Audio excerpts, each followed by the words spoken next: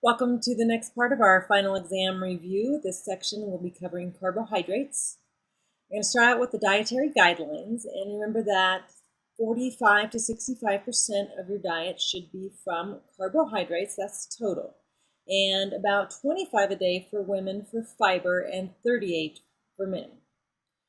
Now, added sugar, remember, despite what the guidelines, or at least the 2010 guidelines, say about 25% of the diet being from sugar, the added sugar intake should be less than 5% of your diet. Now that's of total calories. That means about 6 to 9 teaspoons per day. And really, instead of aiming for half of your grains from whole grains, really the goal should be to get all of your grains from whole grains and really to reduce intake of refined carbohydrates. Okay, going back to added sugar. The upper limit is 5%. So that's not a goal you're trying to reach. You're trying to decrease that. So less than 5% of your diet from added sugar. That is 6 to 9 teaspoons of added sugar, about 100 to 150 calories per day. Now, you will need to know when we think about carbohydrates, you need to be able to differentiate between complex and simple carbohydrates. Our complex carbohydrates are starch, fiber, and glycogen. Starch and fiber, as we see over here, are the two that we consume. Glycogen is the way that we store our carbohydrates. Starch is the way plants store carbohydrates. The simple carbohydrates are the monosaccharides and disaccharides, also called simple sugars. To take a closer look, we know that our disaccharides are sucrose, maltose, and lactose.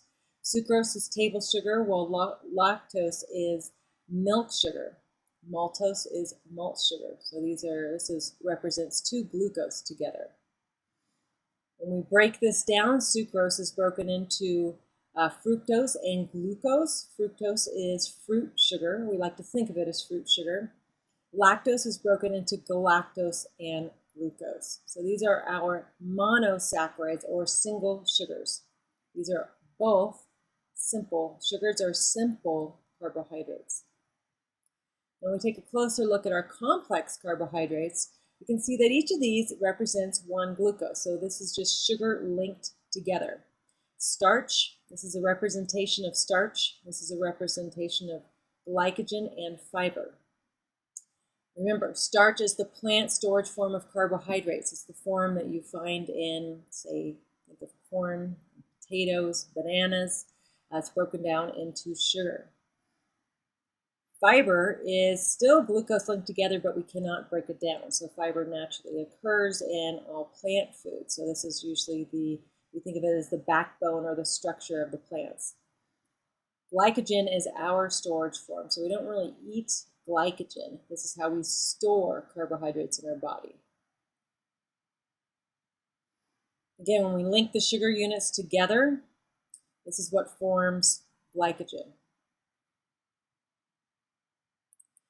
When we take starch, this is our kind of a short representation of starch. It's broken down to maltose and to glucose. So when we eat starch, a complex carbohydrate gets broken down to a disaccharide called maltose, and then a single saccharide or monosaccharide called glucose.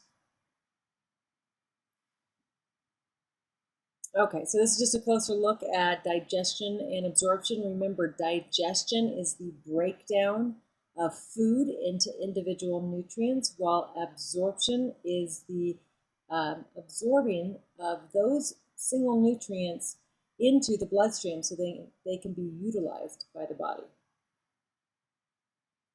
So if we start with starch with our bagel, it's broken down or it's taken into our body, and initially the carbohydrate portion is starch. It's then broken down into glucose chains. We can call these polysaccharides or mini saccharides.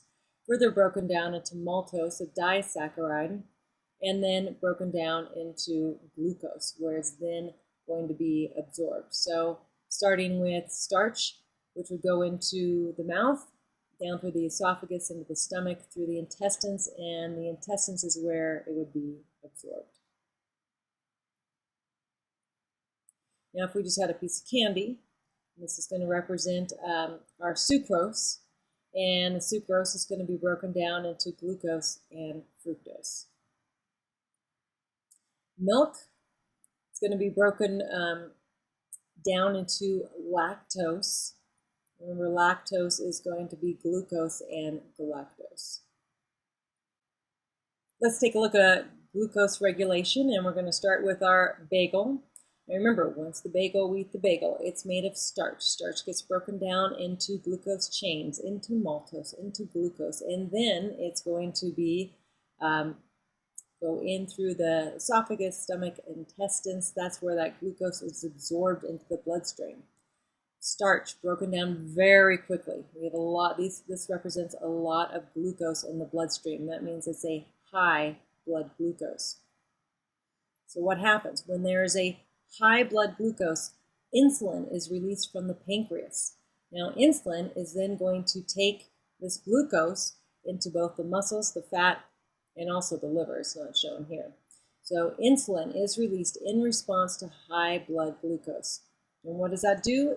It normalizes blood glucose. It brings it back to a normal blood glucose. Now, what if you skipped a meal? What happens? Well, your blood glucose drops, right? So you don't have as much sugar in your bloodstream. What happens? The pancreas is going to release glucagon. Glucagon is going to stimulate the liver to release glycogen. Okay, now what's glycogen? It is the storage form of glucose in our body. So what does that do? Well, that allows the glycogen to turn into glucose and then raise that blood glucose back to a normal level. You do need to know the 4 G's. So remember, we have glucose is a monosaccharide.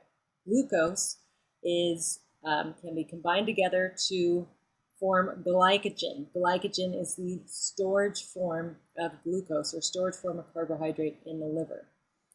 Glucagon is released from the pancreas, and glucagon is a hormone that actually stimulates the release of glycogen. And remember, glucagon is released when there is a low blood glucose. And not pictured here is galactose. Galactose is basically part of the disaccharide lactose, which occurs in milk.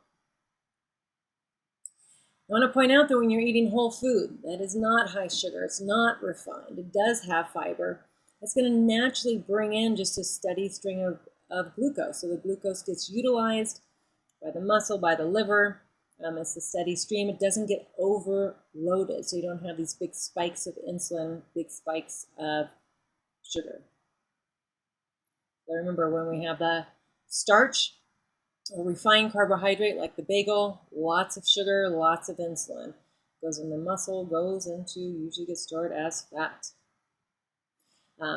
Gets pulled out of the bloodstream really quickly, and then it causes a blood sugar drop. So this is really where we get that sugar high and that sugar low. All right, highs and lows. So a naturally occurring sugar, what is that? Well, we have fructose, which occurs in fruits and vegetables, lactose in milk, and both glucose and sucrose, which occur in fruit. So these are naturally occurring. Now, if you take this out and you say that you have fructose from fruit and you concentrate it and you put it into a processed food, it doesn't mean it's any good. So as soon as you take something out of its natural form, away from its surrounding, it is no longer good for you. And in this case, particularly with sugar, so don't get fooled by the naturally occurring fructose. So it's not naturally occurring if it's in a processed food. What I want you to think about is the only way that this fructose is okay for you to enjoy this type of sugar, is because it is the package that it comes in, because it's surrounded with fiber. Sugar and fiber always occur together in nature.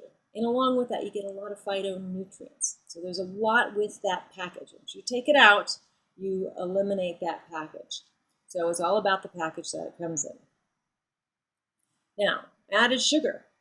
When you think of sugar or sucrose, high fructose corn syrups, fructose, fruit sugar concentrate, and honey.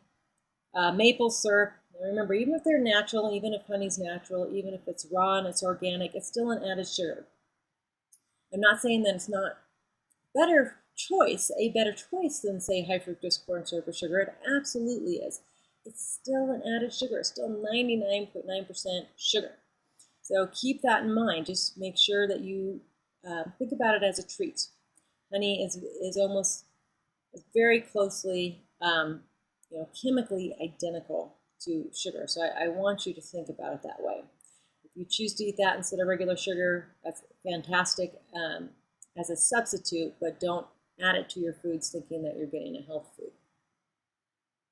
Again, it's about the package that it comes in. You do need to differentiate between type 1 and type 2 diabetes. Remember that in type 1 diabetes, it usually occurs in childhood. Type 2 is usually in adulthood, although now it's actually becoming quite common in childhood as well. Type 1 is an autoimmune disease. The body recognizes the beta cells of the pancreas as foreign and then destroys them, and so the body can no longer produce any insulin. Whereas type 2 all has to do with lifestyle, with environment, insulin resistance, obesity. Certainly genetics come into play, but diet and lifestyle factors have a huge impact. With type 1, the pancreas can no longer secrete insulin, whereas type 2, usually it's about insulin resistance. The cells don't recognize insulin, and too much is secreted initially. And then later down the road, the beta cells of the pancreas can actually burn out. And then type 2 diabetics will have to inject insulin. But that's generally in more advanced cases. So there's not that many people with type 1 diabetes, the autoimmune disease, but most people have the type 2 diabetes. And remember, type 2 diabetes is increasing in prevalence. So refined carbohydrates, what you want to eliminate. Sugar, cereals, breads, pasta, white rice, or any of the grains that are refined. Now remember that a whole grain includes everything. So you have the bran, which has the fiber, and the germ, which generally has the nutrients and the protein. The endosperm is where the starch is. The husk on the outside, this kind of brush border, is generally always removed.